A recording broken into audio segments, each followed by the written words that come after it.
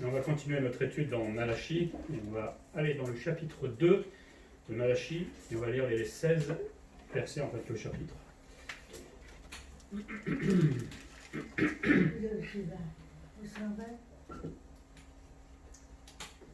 Malachie chapitre 2 versets 1 à 16.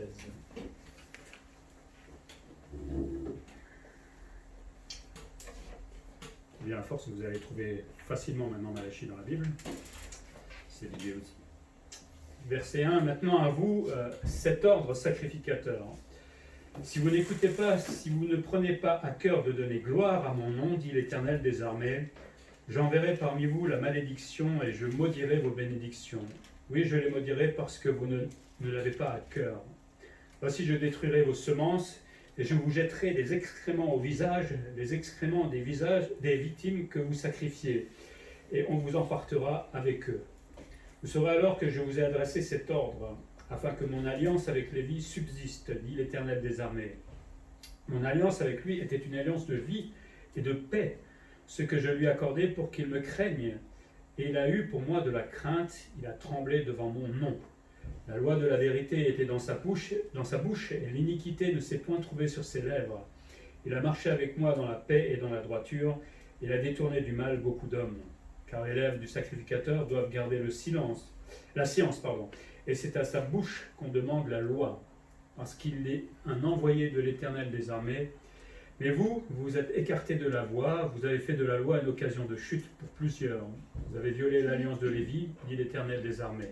Et moi, je vous rendrai méprisable et vil aux yeux de tout le peuple, parce que vous n'avez pas gardé mes voies, et parce que vous avez eu égard à l'apparence des personnes, quand vous interprétez la loi. N'avons-nous pas tous un seul Père, n'est-ce pas un seul Dieu qui nous a créés? Pourquoi donc sommes-nous infidèles l'un envers l'autre, en profanant l'alliance de nos pères? Judas s'est montré infidèle et une abomination a été commise en Israël et à Jérusalem, car Judas a profané ce qui est consacré à l'Éternel, ce qu'aime l'Éternel, et il s'est uni à la fille d'un Dieu étranger. L'Éternel retranchera l'homme qui a fait cela, celui qui veille et qui répond. Il le retranchera des tentes de Jacob, et il retranchera celui qui présente une offrande à l'Éternel des armées. Voici encore ce que vous faites. Vous couvrez de larmes l'autel de l'Éternel, de pleurs et de gémissements, en sorte qu'il n'y a plus égard aux offrandes et qu'il ne peut rien agréer de vos mains. Et vous dites pourquoi? Parce que l'Éternel a été témoin entre toi et ta femme de ta jeunesse, à laquelle tu es infidèle. Mais qu'elle soit ta compagne et la femme de ton alliance, nul n'a fait cela avec un reste de bon sens. Un seul l'a fait, et pourquoi? Parce qu'il cherchait la postérité que Dieu lui avait promise. Prenez donc garde dans votre esprit, et qu'aucun ne soit infidèle à la femme de sa jeunesse, car je hais la réputation, dit l'Éternel, le Dieu d'Israël. Et celui qui couvre de violence son vêtement, dit l'Éternel des armées, prenez donc garde en votre esprit, et ne soyez pas infidèles. Malachie, c'est quand même un livre particulier et qui reprend sévèrement, et autant les sacrificateurs, et on va voir le peuple aujourd'hui. Je rappelle le contexte rapidement, on est de retour de l'exil, l'installation n'est pas facile, la routine s'est installée à Jérusalem et dans tout le pays, et tout doucement, comme les habitudes reviennent, forcément, cette routine va provoquer des dérives des uns et des autres, au point que le peuple va dériver, mais aussi les sacrificateurs, ceux qui devaient être un exemple pour le peuple, mais eux aussi vont dériver, donc forcément le peuple va suivre. Et la dernière fois, on avait vu que Dieu rappelle combien il est important d'honorer le nom de l'Éternel. Maintenant, il va s'intéresser plutôt à, c'est toujours un peu la même chose, mais à l'idée de rendre gloire au nom de l'Éternel. Comment rendre gloire à ce nom de l'Éternel? J'ai découpé le texte en deux choses, il y a beaucoup de choses un peu bizarres, on va essayer d'expliquer. On va se consacrer, on va plutôt se focaliser sur l'infidélité des sacrificateurs d'abord, et puis sur l'infidélité du peuple. Mais globalement, de toute façon, nous, en tant que chrétiens, on est sacrificateurs aujourd'hui, donc ça nous concerne dans les deux cas. Comment rendre gloire à Dieu dans son service? Parce qu'en tant que sacrificateur, c'est ça, c'est mon service. D'abord, en acceptant la réprimande. Parce que Dieu appelle au verset 1 à 3 à changer à ses sacrificateurs. On avait vu l'état dans lequel ils étaient la semaine dernière, l'état que le chrétien peut aussi avoir parfois. Mais là, Dieu, il ne se contente pas de nos petits blabla en s'excusant, Seigneur, etc. Là, il est en train de donner un ordre aux sacrificateurs et il dit maintenant, vous allez changer. C'est un ordre de la part de Dieu. Ce n'est pas une proposition. On se souvient qu'ils souillaient le temple, ces sacrificateurs, avec des sacrifices impurs, c'est-à-dire ce qui n'était pas conseillé par la loi. On offrait des animaux avec des défauts, etc., alors qu'il ne fallait pas le faire. Bref, ces sacrificateurs venaient comme des hypocrites, présentaient des sacrifices pour le peuple, et puis ils pleuraient parce qu'ils ne récupéraient pas ce qui leur était dû, mais comme, de toute façon ils acceptaient ce genre de sacrifice, c'était bien fait pour eux quelque part. Ils n'avaient qu'à travailler correctement. Mais là, Dieu leur donne l'ordre, le commandement, c'est un commandement qui est là, l'ordre de changer d'attitude, parce qu'en faisant cela, ils ne glorifient pas le nom de Dieu. Souvent, on veut venir à l'église pour glorifier le nom de Dieu, alors on chante, on fait un tas de choses pour glorifier le nom de Dieu, comme ces sacrificateurs, parce que quand on les voyait travailler, ils faisaient bien leur boulot, hein, certainement. Mais Dieu n'était pas glorifié pour autant. Et c'est ça qui doit nous réveiller peut-être nous aujourd'hui, qu'on vit tranquillement, pépèrement, j'ai envie de dire, notre vie chrétienne, en se disant, je viens à l'église, je chante de temps en temps, je lis ma Bible, mais est-ce que je glorifie vraiment Dieu? Je vois à notre église aujourd'hui, on est quoi, une dizaine? On est une cinquantaine normalement. Est-ce qu'on glorifie vraiment Dieu? Il y en a, ils ne peuvent pas faire autrement, ça je suis d'accord, mais la plupart peuvent être là. Est-ce qu'on glorifie vraiment Dieu? Est-ce que Dieu est heureux ce matin de voir l'église vide? Ça, j'en suis pas convaincu. Mais bon, Dieu nous aime, hein. Dieu est amour, donc tout va bien.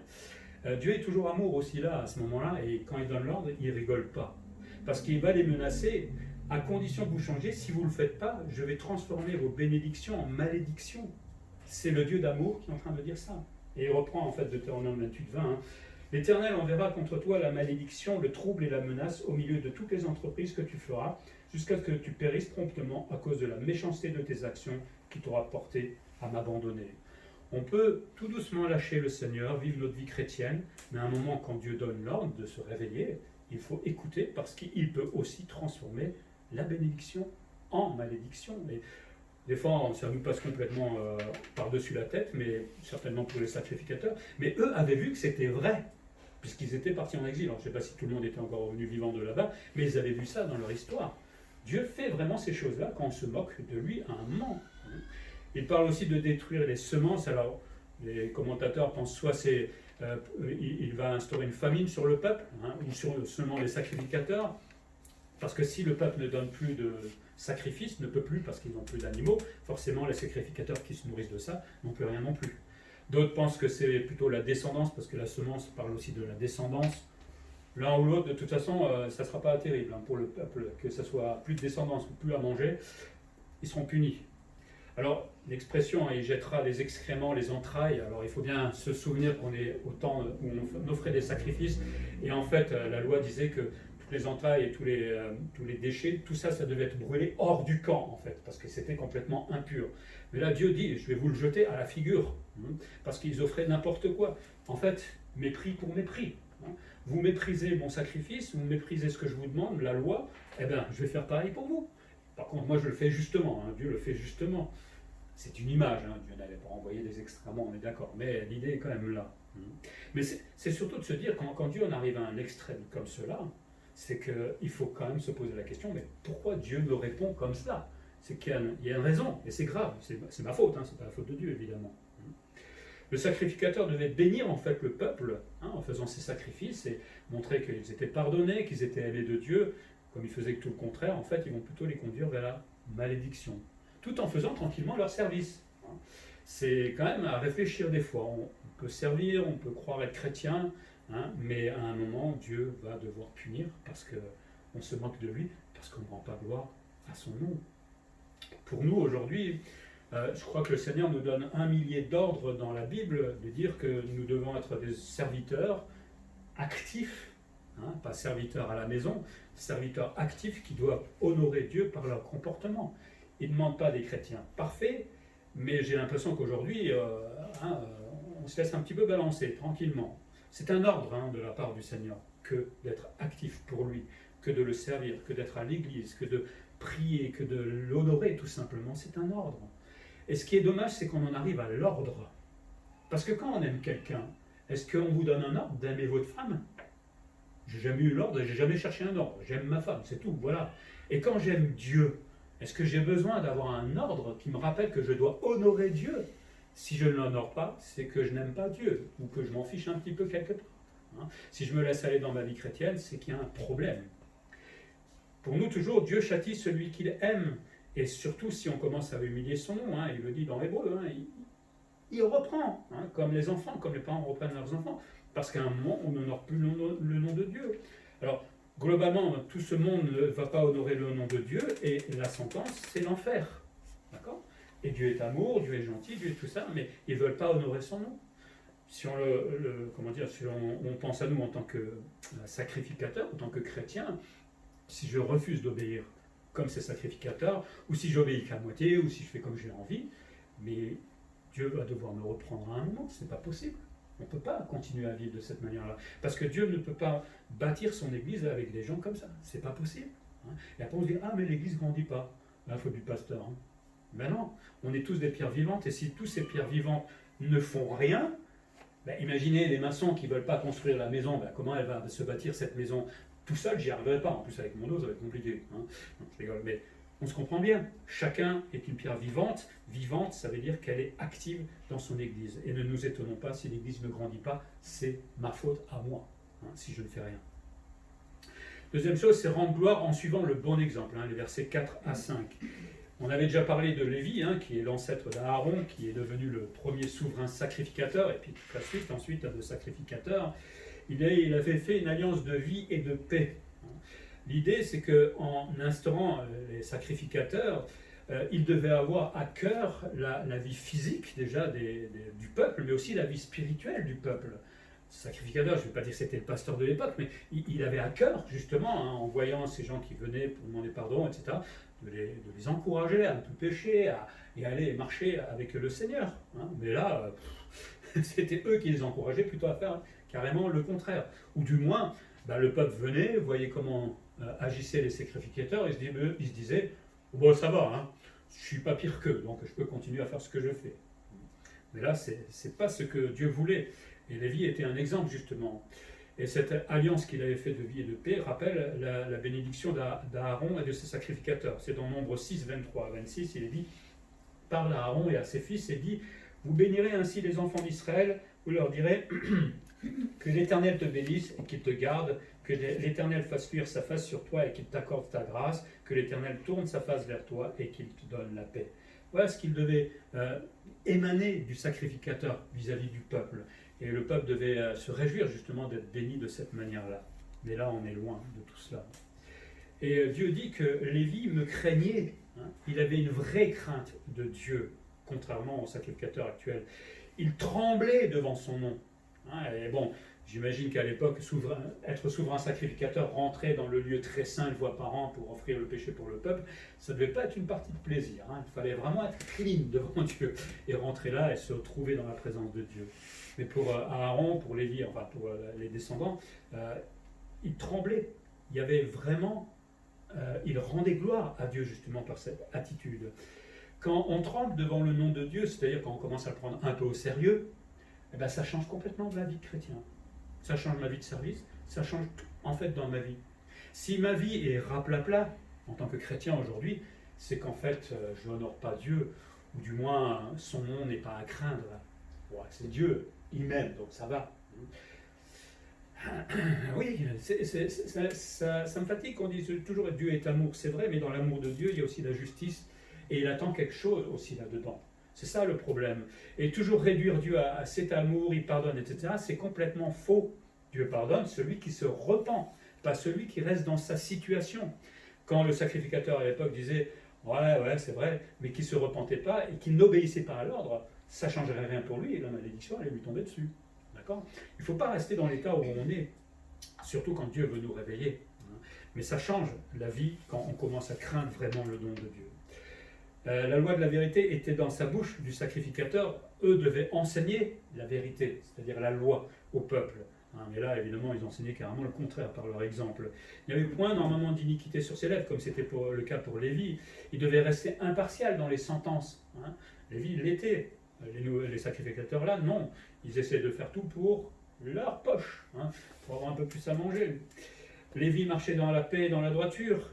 Il joignait l'exemple au précepte. Il disait pas seulement il faut faire, il faisait. Il n'était pas parfait certainement, mais il faisait. Et il détournait de mal beaucoup d'hommes, c'est-à-dire qu'en enseignant la parole de Dieu, en disant les choses vraies, qui fâchent parfois, qui énervent, tant pis, hein, parce qu'il faut le faire, mais ça a sauvé des âmes, parce que certains vont peut-être se reprendre, se dire, oula, parmi les sacrificateurs, hein, j'espère parmi les chrétiens aujourd'hui, il faut que je me réveille, parce que je suis en train de m'endormir, et ne pas honorer le nom de Dieu, ne pas le glorifier. Pour nous, il y a des exemples. Hein. Notre exemple à nous, c'est Jésus-Christ, c'est pas Lévi, on est bien d'accord. Sur terre, il a rendu gloire à son Père du début jusqu'à la fin et jusqu'à la mort sur la croix. Il a rendu gloire au Père. Donc si on essaie de chercher un exemple, vous prenez l'Évangile, les 4 évangiles, relisez 5 fois les évangiles et vous allez trouver des exemples de comment on peut rendre gloire au Père. Hein. La crainte de Dieu, c'est l'honorer. Le psaume 111 dit c'est le commencement de la sagesse, la crainte de Dieu. Je commence à devenir sage à partir du moment que je crains Dieu. Mais est-ce que ma vie spirituelle, c'est-à-dire ma vie d'église, ma vie de service, ma prière, démontre réellement la crainte que j'ai de Dieu? Aujourd'hui, excusez-moi, hein, alors, il y a peut-être des cas, mais je ne vois pas beaucoup de crainte de Dieu ce matin dans cette église. Mais Dieu pardonne, Dieu est amour, ok. Attendez-vous à des choses hein, si on continue comme cela. Je sais, il y a le Covid, mais nous on est là, hein, on prend des risques. Je rappelle aussi que des gens préparent des choses pour le culte, il y a une présidence, ça prend du temps, le message ça prend du temps, les enfants ça prend du temps, et si on ne vient pas, c'est un peu comme si vous m'invitiez à manger chez vous, dimanche après dimanche, et que je ne venais pas. Je crois que je le ferai une fois, vous avez préparé à manger tout ça, et que je ne viens pas, je crois que vous me feriez la tronche.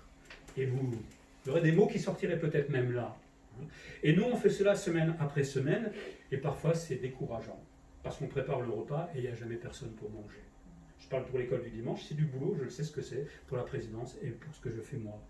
Honorez au moins Dieu, si vous ne voulez pas nous honorer, nous, je ne parle pas à ceux qui sont là, je parle à ceux qui ne sont pas là, mais honorez Dieu, parce que ça démontrera votre réelle crainte de Dieu. Troisième chose, toujours dans cette première partie, rendre gloire en faisant ce que Dieu a demandé, versets 6 à 9. Les sacrificateurs devaient garder la voie, c'est-à-dire, et la loi en fait. Ils devaient marcher selon ce que Dieu avait demandé. La voie et la loi signifiaient conduire et enseigner le peuple vers Dieu. C'était leur rôle de les encourager à aller vers le Seigneur. Mais eux-mêmes, s'écartant de la loi et devenant en plus, le Seigneur dit, une occasion de chute, on en arrive à un stade assez grave.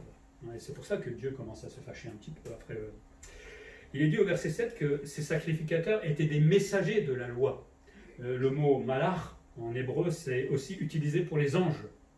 L'ange est un messager, il apporte un message de la part de Dieu. Et là, ils avaient le même rôle. Bon, ils n'avaient pas les ailes, hein, ils n'avaient même pas le zèle, si on veut vraiment faire des mauvais jeux de mots, mais ils étaient plus messagers ou interprètes de la loi. Ils violaient l'alliance de Lévi, ils faisaient tout le contraire et bafouaient tout simplement la loi. Et donc forcément, le peuple n'avait plus de référence et ne savait plus quoi faire. Il n'y avait pas de Bible à l'époque. Il y avait ces gens-là justement pour les éduquer dans la foi. Le sacrificateur devait aussi juger le peuple. On voit ça dans Deutéronome 17, 9 à 11. Tu iras vers les sacrificateurs, les Lévites, et vers celui qui remplira alors les fonctions de juge. Tu les consulteras et te fera connaître ta sentence. Tu te conformeras à ce qu'ils te diront dans le lieu que choisira l'Éternel, et tu auras soin d'agir d'après tout ce qu'ils t'enseigneront. Donc ils devaient aussi là juger parfois certaines affaires et rendre des sentences, mais on l'a lu tout à l'heure, ils étaient corrompus, tout simplement. Ils n'agissaient pas comme l'Éternel le voulait. Ils avaient égard à l'apparence, au favoritisme. Ils privilégiaient certainement ceux qui leur donnaient un peu plus à manger ou des belles bêtes, certainement. Bref, il y avait des pots de vin. Bon, ça nous rappelle un peu le monde aujourd'hui, mais là, c'est quand même des gens qui étaient censés servir Dieu, quand même. On en était arrivé très loin. La sentence de Dieu, c'est la sentence que Dieu va appliquer à ces gens-là, à ces sacrificateurs, c'est que en faisant cela, le peuple n'est pas bête non plus. Il voit comment agissent ces sacrificateurs et comme il dit, en fait, Dieu les rend méprisables et vils aux yeux du peuple. Eux qui avaient une autorité sur le peuple, qui devait être un exemple, faisaient tout le contraire. Et forcément, le peuple, à un moment, ils connaissaient un petit peu la loi quand même. Et s'ils voyaient eux agir comme cela, ils disaient, mais vous n'êtes pas des sacrificateurs, vous n'êtes pas des serviteurs de Dieu. Et c'était un très mauvais exemple. Ça me rappelle à juste Paul qui disait qu'il ne voulait pas être disqualifié, il faisait tout pour ne pas l'être. Parce qu'après avoir annoncé l'évangile, il ne voulait pas que par son exemple, ça disqualifie tout ce qu'il a pu faire. Alors, on ne demande pas la perfection, parce que personne n'est parfait ici, on est bien d'accord, mais on s'entend. En arriver à ce stade-là, c'est quand même extrêmement grave. La leçon pour nous, j'aime bien toujours appliquer ça à notre époque, La religiosité apparente n'est pas appréciée par Dieu. Je peux vivre comme chrétien, mais parfois je peux devenir religieux. Je ne parle pas dans le sens de ces gens qui sont peut-être religieux vraiment, mais qui ne sont pas nés de nouveau. Mais on peut être né de nouveau et devenir d'une certaine manière religieux, c'est-à-dire faire les choses parce qu'il faut les faire, etc. J'étais une fois dimanche dans le mois au culte, j'ai fait ce qu'il fallait pour le Seigneur. Je suis un bon chrétien. Ça, c'est de la religiosité. Ça, c'est pas être chrétien pour moi. Ça ne donne pas gloire à Dieu. Mais la routine, on avait vu, conduit à une forme de religiosité. Je peux lire ma Bible peut-être même tous les jours, religieusement. J'ouvre, j'ai relu le psaume 23, parce qu'il est bien le psaume 23, ça fait 50 fois que je l'ai lu cette semaine. Il n'y a que ça dans la Bible en fait. Et je le ferme, je suis religieux là. Je n'ai pas étudié la Bible, je n'ai pas essayé de me nourrir vraiment. Dieu ne demande pas aux chrétiens d'être religieux. Il leur demande de faire ce qu'ils demandent de faire. Et ça n'a rien à voir. Et il donne des ordres dans la parole de Dieu. Je ne vais pas tout voir ce matin, mais il demande de garder sa voix, sa propre voix. C'est-à-dire de marcher selon sa parole. Si je ne lis pas la parole, je ne peux pas garder ma voix. C'est impossible. On est d'accord. Donc si je ne lis pas la Bible, je ne sais pas où je vais. Et donc je vais là où j'ai envie en fait. Mais je crois que je vais là où Dieu veut, puisque je m'abuse moi-même. Il demande d'être des messagers justes aussi, à l'instar de ces sacrificateurs. La Bible, Paul rappelle qu'on est ambassadeur de la réconciliation. Ambassadeur, ça veut dire qu'on est censé témoigner, à quiconque veut bien l'entendre, de la croix, de la possibilité d'être sauvé. Mais si je ne garde pas ma voix, parce que je ne suis pas dans la parole, honnêtement, je ne vais pas témoigner. Je ne sais pas quoi dire déjà. Et surtout parce que ma vie de religieux m'empêche d'aller plus loin que cela. Et finalement, on est paralysé. Tout sacrificateur, et là je l'applique autant à l'époque que maintenant, tout sacrificateur doit respecter le nom de Dieu.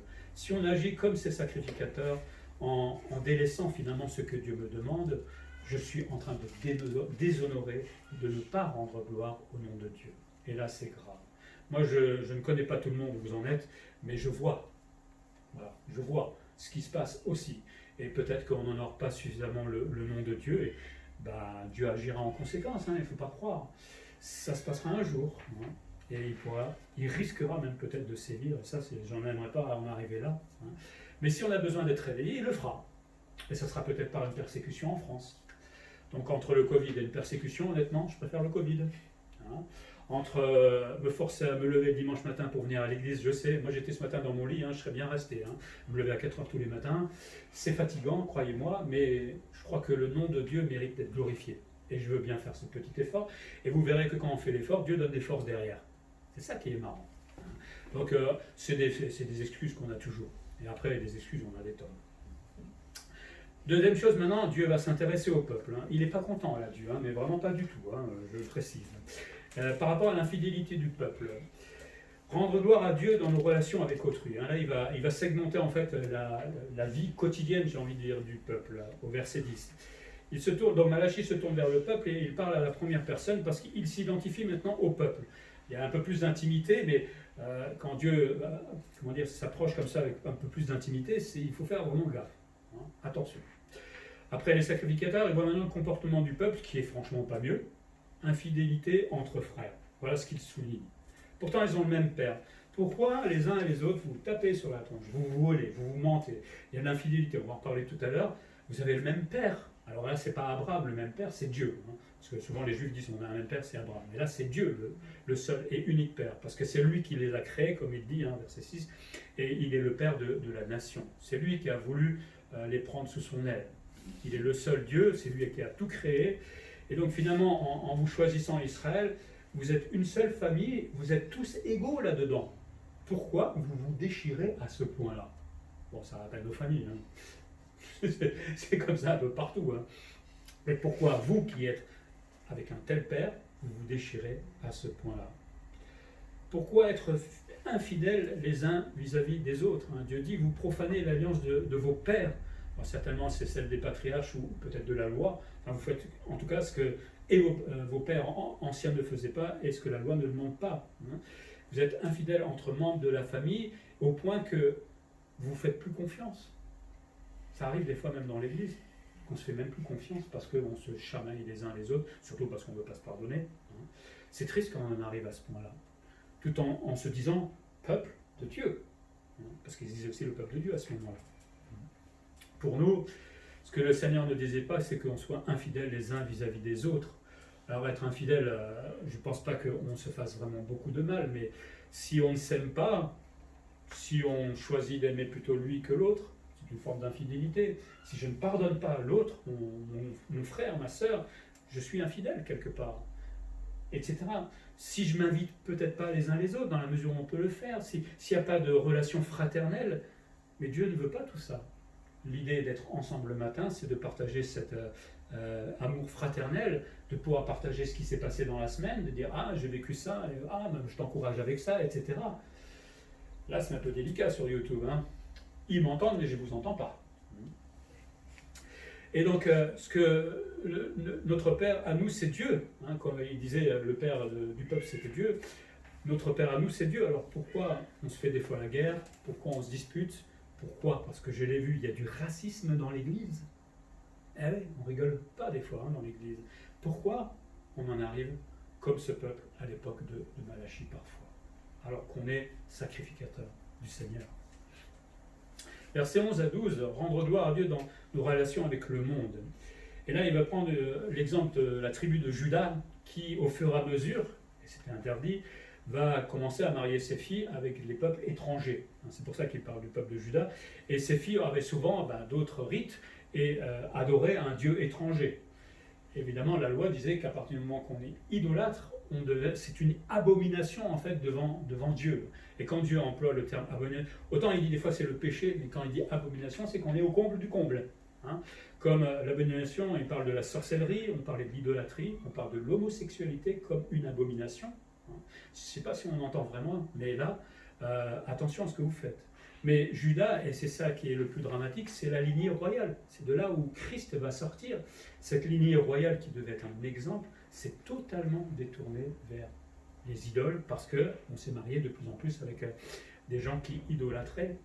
Et là, c'est grave, encore une fois. Hein, le peuple fait pareil que finalement le sacrificateur. Le fait de s'unir au monde, parce que c'est ce qu'ils sont en train de faire, ça fait que le peuple s'éloigne tout doucement de Dieu. Hein. Le peuple, comme il est dit, s'est uni à la fille d'un Dieu étranger. Il s'est attaché donc à ses idoles et à toutes les pratiques. Et là, pour ceux qui aiment l'hébreu, en fait, il y a un jeu de mots hein, dans le texte. Le verbe unir, c'est Baal. Vous comprenez l'idée? Il y en a qui se sont unis au dieu Baal, parce que ça existait le dieu Baal à ce moment-là, au travers des mariages et de l'idolâtrie. Et donc, votre union avec des gens du monde, qui ne font pas partie du peuple, est en soi-même, j'ai envie de dire, déjà une forme d'idolâtrie. Hein, parce que finalement, vous allez suivre les dieux étrangers. Et Dieu dit, vous avez profané, c'est-à-dire vous avez souillé tout ce qui était consacré. Vous, en tant que peuple consacré au Dieu saint, vous êtes en train de le souiller, parce que vous êtes en train de faire ce que Dieu ne veut pas. Et surtout parce que, au fur et à mesure de profaner Dieu, de se marier, finalement, l'adoration qui était due à Dieu n'était plus là, puisqu'on allait adorer Baal ou je ne sais pas quel autre Dieu. Et c'est dans Esdras, non, Néhémie, il me semble que justement, au retour d'exil, ils vont être repris aussi et vont même enlever toutes les femmes tous ceux qui s'étaient mariés avec des filles étrangères parce qu'ils voulaient redevenir le peuple saint comme Dieu l'avait dit. Ça nous paraît dur à nous peut-être, hein, ça nous paraît peut-être même incompréhensible des fois, mais Dieu le voulait comme cela. La réponse de Dieu à tout cela, c'est que Dieu n'aime pas évidemment ces mariages et va retrancher celui qui idolâtre de cette manière-là. Retrancher, c'est être éloigné, et pourquoi pas même punir de mort des fois, hein, parce que l'idolâtrie, c'était pas... Dieu ne rigole pas avec cela. Et il va employer une expression hein, au verset 11, si je me souviens bien, non, c'est un peu plus loin, au verset 12, « L'Éternel retranchera l'homme qui fait cela, celui qui veille et qui répond. » Alors c'est une expression un peu compliquée à interpréter, alors je vais vous donner un peu tout ce que j'ai pu trouver. Hein. Il y en a qui traduisent par « quel qu'il soit », d'autres par « quiconque se réveille et répond », il y en a qui parlent du maître et du savant, ou de celui qui rend témoignage, ça ne me parle pas trop moi. La Vulgate pense qu'on parlait là soit du professeur, soit de l'étudiant. Le Targum, qui est la traduction de la Bible hébraïque en araméen, pense au fils et au petit-fils. Mais là, dans le contexte, ça me paraît bizarre. La Septante, l'Éternel ôte tout descendant, c'est-à-dire pousse hors des tentes de Jacob, c'est-à-dire veille, signifierait celui qui vient à la vie, hein, le bébé. Et celui qui répond, c'est celui qui peut parler, c'est-à-dire celui qui offre, c'est-à-dire tout adulte qui est capable de donner un sacrifice. Puisque Dieu dit que celui qui veille et qui répond, il sera retranché des tentes de Jacob et ne pourra plus présenter d'offrande. Donc pourquoi pas? Ça serait, donc celui qui veille, c'est celui qui vient à la vie, et puis celui qui répond, c'est à l'âge adulte, il pourrait offrir des sacrifices, mais Dieu n'en voudra pas. D'autres pensent que Dieu retranchera une famille de sacrificateurs du peuple de Jacob pour qu'ils ne puissent plus offrir les offrandes. Je ne sais pas si vous arrivez à suivre ce que je dis, mais bon, si vous voulez, je vous le donnerai à la fin. Soit Dieu prive de sécurité, celui qui veille, ça pourrait nous rappeler le vigile qui est sur la muraille, donc il veille sur la protection de la ville, et celui qui répond, ça serait l'autre sentinelle qui lui répond, s'il y a un danger, il lui dit « Ah, il y a un danger !» donc l'autre répond, etc. Pourquoi pas. D'autres encore, comme le sujet est l'impossibilité d'offrir une offrande à Dieu, dans le contexte c'est ça en fait, ça concernerait soit le coupable, c'est-à-dire celui qui s'unit à une femme avec un dieu étranger, soit quelqu'un qui intercéderait pour lui. En d'autres termes, je pense qu'on est plus proche là du contexte, c'est que si quelqu'un qui est dans une situation où il s'est marié avec une femme d'un pays étranger venait à se présenter à un sacrifice devant l'autel, Dieu dit c'est même pas la peine, je te retranche parce que tu n'obéis pas, et ça ne sert à rien de venir demander pardon à Dieu si tu restes dans ton péché. C'est toujours valable ce principe aujourd'hui. Si je suis dans mon péché et que je viens demander pardon à Dieu, Dieu ne pardonne pas. Bon, il ne me retranchera pas de cette manière-là. Alors d'autres pensent que c'est carrément une expression proverbiale dont le sens n'est absolument pas clair aujourd'hui. Choisissez celle que vous préférez. Bon, c'est pas le plus grave. Mais en tout cas, l'idée est là, c'est que si on ne fait pas ce que Dieu veut, forcément Dieu n'agrée pas notre sacrifice. Et surtout, arrêtons de prendre Dieu pour un imbécile. D'accord ? Il sait quand on se moque de lui. Il sait notre cœur dans l'état dans lequel il est. Donc ça ne sert à rien de se présenter comme un gentil chrétien. On se moque de Dieu. Demandons pardon à Dieu pour peut-être notre manque de consécration, notre manque de service, notre manque dans tous les domaines de notre vie chrétienne, plutôt que faire semblant. Ça ne sert à rien. Dieu le sait de toute façon. Pour nous, l'idolâtrie conduit loin de Dieu. Oh, ben nous, chrétiens, on n'a plus d'idole. Personne ne va se prosterner devant un morceau de bois, etc., ou sacrifier son enfant à je ne sais pas quel Dieu. Mais on a des idoles, hélas. Et la preuve, c'est qu'aujourd'hui, il y a des idoles, puisque sur les 50, il n'y a pas beaucoup de gens. Donc il y a quelque chose qui m'a retenu aujourd'hui pour ne pas venir servir le Seigneur. Si vous êtes malade, ça, vous ne pouvez pas faire autrement. On est bien d'accord. Si vous avez le Covid, c'est chez vous. D'accord. Mais pour le reste, c'est quoi l'idole là? Qu'est-ce qui m'a retenu aujourd'hui? Mon lit. Ah, mon lit, quelle idole. Il est bon mon lit, moelleux, il fait chaud et tout ça. Qu'est-ce qui a retenu j'ai une activité sportive, je ne sais pas, qu'est-ce qui retient aujourd'hui mon service, ma présence, pour honorer le nom de Dieu? Je ne peux pas répondre pour vous, en tout cas pour ceux qui ne sont pas là, mais dites-vous que vous êtes peut-être dans une forme d'idolâtrie à ce moment-là. Parce que quelque chose remplace le fait d'honorer le nom de Dieu. Et Dieu n'est pas honoré par le culte qu'on lui rend de cette manière-là. Dieu nous voit ce matin, et il est triste. Moi, j'en suis convaincu qu'il est triste. Alors, je vais répéter plusieurs fois, mais il faut peut-être qu'on comprenne à un moment, parce que c'est mon rôle en tant que berger, j'aime pas le faire, mais il faut un moment que je réveille les chrétiens dans cette église. Sinon, ça ne sert à rien. Il ne faut pas se dire que je suis là aussi pour l'éternité. Je peux changer, je peux partir. Ah oui, c'est un moment où je suis fatigué, moi aussi. Je ne vais pas le faire pour l'instant. D'accord? Mais à un moment, il faut quand même qu'on se réveille. D'accord? Et je trouve que le livre de Malachie est tout à propos pour cela. On avait un peuple qui s'endormissait et qui se laissait aller dans l'idolâtrie. Aujourd'hui, l'Église, globalement, et tout doucement la nôtre, fait exactement la même chose. Il faut qu'on se réveille, frères et sœurs. Et puis, rendre gloire à Dieu dans nos relations conjugales, bon, ça ne nous parle peut-être pas, mais Dieu ne peut pas agréer leurs offrandes. Alors là, c'est au verset 13, voici ce que vous faites, vous couvrez de larmes l'autel de l'Éternel, de pleurs et de gémissements, en sorte qu'il n'a plus égard aux offrandes. En fait, ils allaient tromper leur femme, ils donnaient une lettre de divorce à leur femme, et puis ils se présentaient gentiment devant l'autel en disant mais pourquoi tu m'entends pas, Dieu? Je suis en train de pécher complètement contre ta loi, mais tu m'entends pas. Ils sont fous, je sais pas. Moi, j'arrive pas à comprendre qu'on en arrive à une telle hypocrisie de se présenter devant un Dieu qu'on sait qui connaît tout, de se savoir pleinement dans le péché et d'aller là joyeusement pour offrir son sacrifice. Bizarre quand même les êtres humains. Alors qui pleure là sincèrement? Est-ce que c'est les femmes répudiées? On ne sait pas. Ou est-ce que c'est peut-être les hommes qui ont répudié leurs femmes et qui s'étonnent?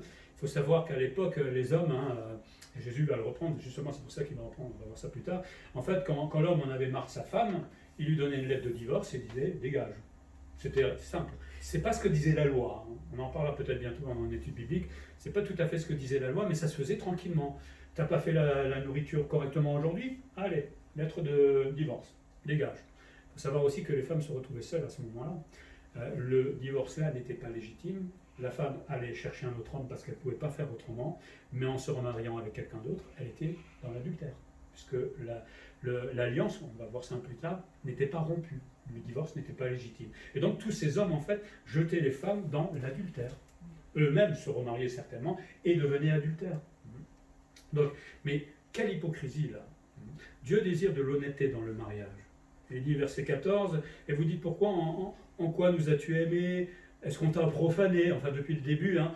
Qu'est-ce qu'on a fait, Seigneur, que... Mais c'est clair dans les 10 commandements, non? C'est clair tout ça. Pourquoi vous vous posez encore la question? Mais reste infidèle à l'égard de la femme de leur jeunesse, la femme de ton alliance. Il faut bien comprendre, hein. Vous savez, on a ce petit anneau là qui parle d'alliance souvent, mais ce n'est pas juste un mot. Quand on se marie avec le conjoint, on a contracté une alliance devant Dieu. Et celle-là, on ne doit pas la rompre, sauf certains cas. Mais c'est une alliance, comme l'alliance que Dieu avait fait avec le peuple, comme Dieu avait fait une alliance avec Abraham, c'est quelque chose de fort. Alors aujourd'hui, allez parler d'alliance. Hein. Oui, on se marie et puis on divorce le lendemain. Moi, je connais même un chrétien qui s'est divorcé au bout d'un mois. Hein. C'est quand même fort quand... Oui, non, ça existe, vous me regardez bizarre, mais ça existe. Hein. C'est un mariage par intérêt, mais bon. Mais il faut se souvenir que c'est une alliance. Et là, il va dire, au verset 15, « Nul n'a fait cela, c'est-à-dire répudier sa femme, avec un reste de bon sens. Un seul l'a fait, et pourquoi ?» Alors ça, c'est un texte extrêmement difficile. Hein. On pense à plusieurs choses. Alors d'abord, je vais traduire hein, le verset 15, il y a plusieurs traductions. Je vais aller doucement pour qu'on prenne le temps. « Nul n'a fait cela avec un reste de bon sens. Un seul l'a fait, et pourquoi? Parce qu'il cherchait la postérité que Dieu lui avait promise. » On pense à Abraham, en fait. Hein. « Prenez donc garde en votre esprit, et qu'aucun ne soit infidèle à la femme de sa jeunesse. » La Bible a noté, traduit mais avec son interprétation, mais n'y en a-t-il pas un qui a fait cela, et pourtant l'esprit est resté sur lui. Mais que voulait-il, cet un? Il cherchait la postérité divine. Là, il pense aussi à Abraham. Prenez garde à vous-même et qu'on ne soit pas infidèle à la femme de sa jeunesse. Dans Darby, Rémi pourra nous le lire. Et un seul ne les a-t-il pas fait, toutefois il avait le reste de l'esprit. Et pourquoi ce seul a-t-il fait ainsi? Il cherchait une semence de Dieu. Or, prenez garde à votre esprit et n'agissez pas perfidement envers la femme de ta jeunesse. Alors, attendez. Je pense que globalement, là, le texte voulait parler d'Abraham. Hein. Il faut savoir que Abraham va connaître Agar, la servante de Sarah, parce que lui, son idée, c'était pas d'avoir une relation charnelle avec elle. Son idée, c'était de cette postérité que Dieu lui avait promis. Hein. Donc il n'avait pas couché avec Agar juste pour coucher. Ce qu'il voulait, c'est simplement accomplir, c'est pas bien ce qu'il a fait, accomplir ce que Dieu lui avait promis. Mais il l'a fait avec sa sauce à lui et c'était pas ce qu'il fallait faire. Mais il n'avait pas fait dans le but de faire mal. Il voulait vraiment accomplir peut-être ce que Dieu lui avait promis. Bon, il va en payer cher puisqu'il va y avoir la naissance d'Ismaël et guerre entre Ismaël et Israël. Hein. Ismaël est le père des Arabes et aujourd'hui on voit ce que ça donnait encore des milliers d'années après. Ne faisons jamais le travail de Dieu. Il le fait très bien tout seul. Hein. Parce que quand on bricole, il y a toujours des conséquences. Donc concernant le verset 15, hein, l'interprétation est très difficile. Alors j'ai plusieurs interprétations et la dernière c'est en tout cas celle que j'agrée un peu le plus. Mais la première c'est le peuple veut justifier la possibilité de répudier sa femme. Donc comme j'avais dit, hein, il y avait la possibilité de faire une lettre de répudiation à sa femme et de dire de partir de la maison. Donc le peuple voulait justifier cette lettre de répudiation puisque Abraham lui l'avait fait avec Agar. Mais il faut bien se souvenir que Abraham n'avait pas répudié sa femme. Il l'avait toujours gardée. Et avec la complicité de sa femme, il était allé voir Agar. Donc le texte ne dit pas que Abraham est un prétexte pour donner une lettre de répudiation. Deuxième explication, le mot seul correspondait au fait qu'Adam et Ève soient devenus une seule chair. Aussi Malachie, pour trancher la question du divorce remontrait comme Jésus aux origines même du mariage. Dieu détient l'esprit de vie et aurait pu donner à Adam plusieurs femmes, mais sa volonté était que l'homme soit monogame afin de susciter une descendance pieuse par le peuple de l'Alliance. Là, ce qu'il est en train de dire, enfin l'explication de dire, voyez bien que, et comme Jésus va le dire, en fait Dieu n'a jamais voulu que vous ayez plusieurs femmes, hein, mais que vous soyez mari d'une seule femme. Et en fait, en donnant une lettre de répudiation, vous commencez à devenir mari de plusieurs femmes. Vous croyez, vous êtes débarrassé de la femme, votre femme de votre jeunesse, mais comme on l'a dit, l'alliance n'est pas rompue. Donc même si vous remaniez avec une autre femme, vous commencez à devenir polygame, tout simplement. Bon, ça vaut ce que ça vaut. Troisième explication, l'esprit, c'est-à-dire l'intelligence et la sagesse de l'homme, hein, là on ne parle pas de l'esprit de Dieu, mais il parlerait plutôt de l'esprit de l'homme, ferait qu'il respecte le mariage s'il désire une descendance sainte. Aussi, il n'en renverrait pas une épouse légitime pour une épouse païenne et se conformerait aux normes de l'alliance. Si je voulais que ma descendance soit pure, entre guillemets, et sainte, j'ai l'esprit, enfin la présence d'esprit de me dire que, parce que je connais la loi, si je prends une autre femme en plus idolâtre, cette lignée ne sera pas pure. Donc là, c'est plutôt de se dire, réfléchis un petit peu avant de faire quoi que ce soit. Bon, ça vaut ce que ça vaut encore. Quatrième, nul n'a fait cela, c'est-à-dire répudier. Hein. Je pense que quand il dit nul n'a fait cela, c'est avec le contexte proche, donc répudier ses femmes.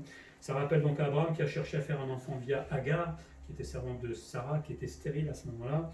Malgré sa faute, l'Esprit de Dieu était encore sur Abraham. Il a commis un péché, on est d'accord, mais ça ne veut pas dire que Dieu lui avait retiré l'Esprit, hein, puisque Dieu va encore le bénir après. Bon, il payera sa faute. Mais que voulait cet un? C'est-à-dire Abraham n'agissait pas comme les Israélites de Malachie, par instinct charnel, il cherchait à obtenir la postérité divine que Dieu lui avait promise. Pourtant, Abraham n'a pas répudié, je l'ai dit, sa femme, et donc n'avait pas rompu avec la femme de sa jeunesse. Moi, je pense qu'il est juste en train de prendre là l'exemple d'Abraham, qui a peut-être fait une faute, mais il ne faut pas que ça devienne un prétexte aux gens de l'époque de Malachie de dire c'est pas parce qu'Abraham a fait quelque chose, mais qui n'est pas tout à fait ce que vous êtes en train de faire là, que vous devez trouver un prétexte pour répudier vos femmes. D'accord ? Donc, le Seigneur ne veut pas qu'on répudie sa femme. Et si ça ne va pas dans un couple, eh ben, il faut parler. Il faut discuter, hein. Il y a des fois des hauts, il y a des fois des très bas dans un couple, mais rien n'empêche qu'on peut discuter, chercher de l'aide, etc. Hein. Ça arrive, hélas. Donc, il faut savoir aussi qu'à l'époque d'Abraham, le fait d'aller vers la servante, c'était une coutume aussi de l'époque. Donc, ce n'était pas quelque chose de trop étrange aussi pour lui, même si pour nous, peut-être, ça peut être bizarre, mais bon. Mais bon, on l'a dit, Abraham cherchait à se débrouiller lui-même, il l'a payé, tant pis pour lui. Mais Dieu est le divorce, Dieu est la répudiation. Et on peut lire dans Matthieu 19, 3 à 22, je vais remettre ça en lien, il y a encore quelques minutes. Matthieu 19, vous comprendrez maintenant peut-être le lien aussi. Hein. Il y a d'autres textes dans Deutéronome, là j'ai pas le temps ce matin. Matthieu 19, versets 3 à 22.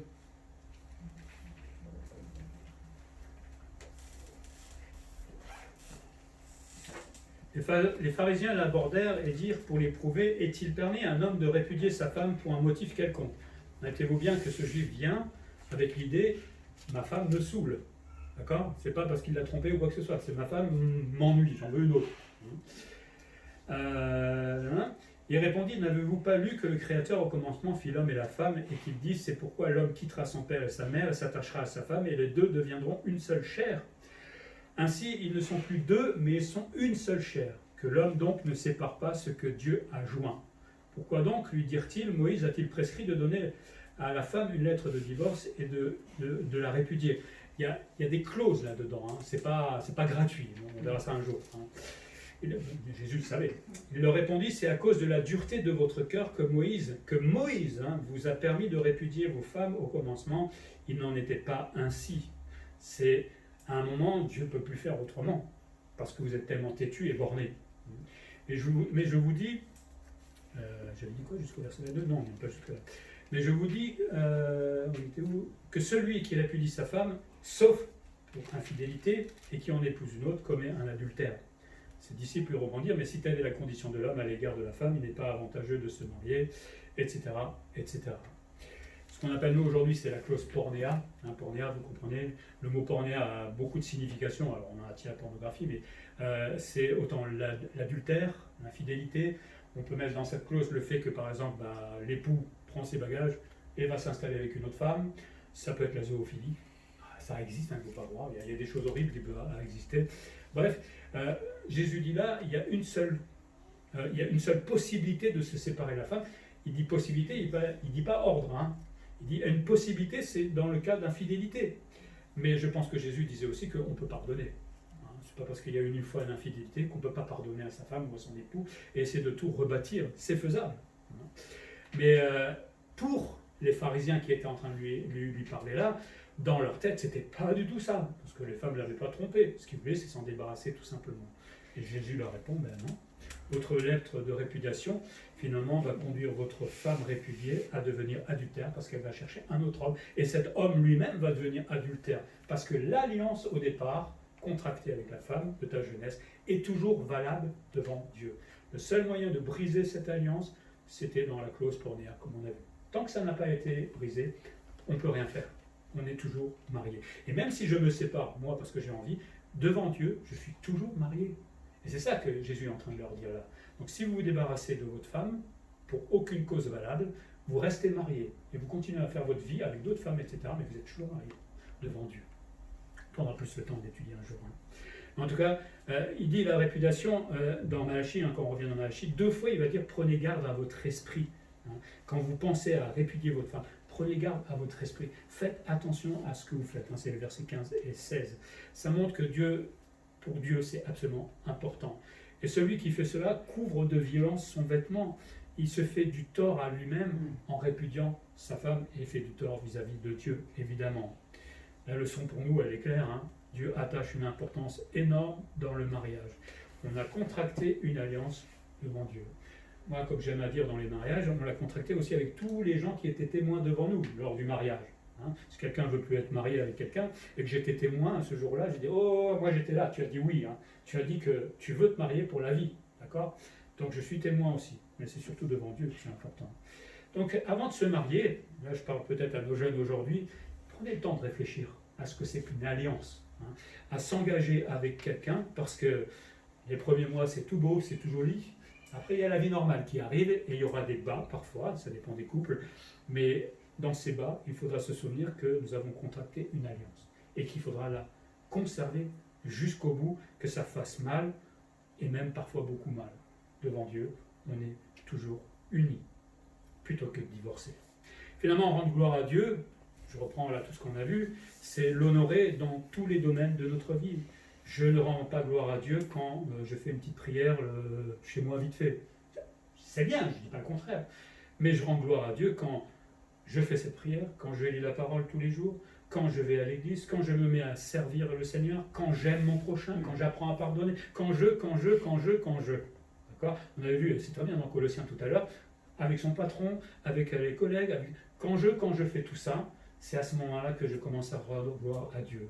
Aujourd'hui, il suffit de chanter bien un chant sur YouTube ou je ne sais pas quoi, et on rend gloire à Dieu comme ça là. Je ne crois pas que ça soit ça, rendre gloire à Dieu. C'est bien de le faire, je ne dis pas le contraire. Mais après, quand on voit leur vie, souvent, c'est là aussi, on ne rend pas vraiment gloire à Dieu. Donc, dans tous les domaines de notre vie, nous pouvons rendre gloire à Dieu. Chouette, je n'ai pas besoin de savoir bien chanter. Je peux rendre gloire à Dieu dans tous les domaines de ma vie. Pour terminer, j'étais un peu long, désolé, il fallait expliquer des choses. Dieu révèle ici l'infidélité dans le service, mais aussi dans la vie quotidienne d'Israël. Et pour moi, Malachie, c'est vraiment un exemple pour nous aujourd'hui. C'est de se dire, et il faut vraiment le prendre au sérieux, c'est que Dieu voit notre façon médiocre d'être chrétien parfois, et de vivre notre vie d'église de façon médiocre. Mais nous, on se dit, c'est pas grave, Dieu nous aime. Mais Malachie dit, et c'est Dieu qui inspire ce livre, Dieu dit non, on ne peut pas rester dans la médiocrité. Au contraire, il faut se réveiller, et là Dieu va plus loin, parce que vous voyez, ça monte un peu en puissance. Au départ, il reprend, là il donne un ordre, changez, arrêtez d'être médiocre. Là, il y a eu un exemple, et Israël, on sait tout ce qui va arriver plus tard. Ils vont subir des choses. Arrêtons d'être médiocres, Dieu donne l'ordre d'être un peu meilleur que cela. Pas beaucoup meilleur que cela d'ailleurs. Parce que si je veux rendre gloire au nom de Dieu, eh bien, il faut que je change d'attitude. Mes comportements doivent être à l'exemple de Dieu, saint. Ils doivent être juste. Là, quand je parle de juste, je pense au pardon, par exemple. Il faut que je fasse comme Dieu me le demande. L'honneur rendu se voit de toute façon à notre vie spirituelle. On le voit, je suis désolé de le dire, c'est visible quand quelqu'un rend honneur et gloire à Dieu. Ça se voit dans sa vie spirituelle, ça se voit dans sa vie de service, ça se voit dans sa vie d'église. Voilà, ça se voit tout simplement quand on honore. Parce que quelqu'un qui honore Dieu, il a du zèle, il a envie de servir Dieu, il a envie de marcher avec le Seigneur. Il est loin d'être parfait, mais il va essayer de faire l'effort d'aller un peu plus loin. Et ça se voit quand quelqu'un progresse comme cela. Mais on l'a dit, attention, Dieu peut reprendre. Il peut châtier même. Il peut aller loin des fois. À partir du moment qu'on s'en fiche de tout ce qui est dit, par exemple, dans la Bible aujourd'hui, ou qu'on abaisse cette gloire en se disant « ouais, Dieu m'aime », etc., je commence à déshonorer Dieu. Et ça, Dieu n'aime pas. Et il peut être sévère à notre rencontre aussi. Ananias et Saphira n'ont pas honoré Dieu. Ils sont morts. Je ne dis pas que Dieu va le faire, je ne le souhaite pas évidemment, mais quand on se moque de Dieu, à un moment, je crois que c'est à nous de nous réveiller. La situation aujourd'hui, oui, enfin des situations, il y en aura toujours des situations différentes et on aura toujours des excuses en long et en large. Est-ce que je veux vraiment honorer Dieu? Alors je sors de mon lit, c'est une image, et je me réveille. Je revais ma vie chrétienne, comme l'avait dit notre frère tout à l'heure. Je me revais de cette vie chrétienne qui normalement est zélée, qui a envie d'avancer avec le Seigneur et de marcher avec lui. Et si c'est difficile, on souhaite un petit peu et on essaie d'avancer. Je sais que ce n'est pas toujours simple, mais on peut y arriver avec l'aide du Seigneur. Marchons fidèlement, comme on l'avait déjà vu, en tant que fils de Dieu, en tant que serviteur de Dieu, et faisons honneur à notre Père, à notre Maître aussi, et à notre Seigneur. Prions. Seigneur, merci pour Malachie qui nous rappelle combien tu attaches une importance éternelle, j'ai envie de dire, à ton nom. Et tu nous montres en même temps que ce nom, même si on se dit être croyant, chrétien, à l'époque sacrificateur, faisant partie du peuple de Dieu, eh ben, nous pouvons facilement le déshonorer par toutes les attitudes que nous avons énumérées, par une vie chrétienne morose, médiocre peut-être, ou carrément inexistante, ou dont on se satisfait, Seigneur. Aide-nous à relire peut-être de nouveau Malachie, chacun chez soi, et à confronter simplement ce que l'on vit actuellement avec l'ordre que tu donnes de cette vie consacrée, de cette vie qui te ressemble, Seigneur, et qui ne nous ressemble pas à nous, mais à toi. Oui, apprends-nous à confronter justement cela et à changer, puisque tu donnes à ce peuple-là, et tu nous le donnes encore aujourd'hui, cet ordre de changer d'attitude, parce que nous voulons vraiment t'honorer, et tu es le seul qui le mérite. Tu as envoyé ton Fils à la croix, tu as permis qu'il meure et qu'il ressuscite, mais tu as permis surtout de nous sauver de l'enfer. Ce n'est quand même pas rien, Seigneur, quand on y réfléchit. Alors apprends-nous à te donner gloire et surtout donner gloire à ton nom, en Jésus-Christ. Amen. Amen. On va chanter « Que ma vie te glorifie » et je vais laisser la place à Annie. 81.